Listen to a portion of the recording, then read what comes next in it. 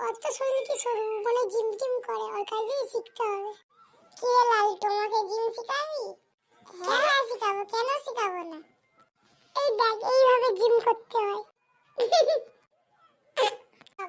এইভাবেই জিম করতে হয়, তাহলে শরীর রোগা হবে। এবার আমি করছি, দেখ।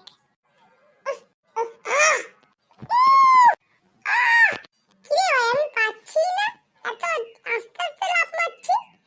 তোর শরীর মোটা তো, এই কারণেই পাচ্ছিস না। এমন করতে করতে তুই শিকারি, তোর থেকে আমি ছোট হয়ে যাব, তখন দেখবি তুই কত সরু হস, দেখবো, দেখা নেবো। আর আমি মোটা বলে আমাকে অপমান করা হচ্ছে। পালিয়ে যাই ঘর। হ্যালো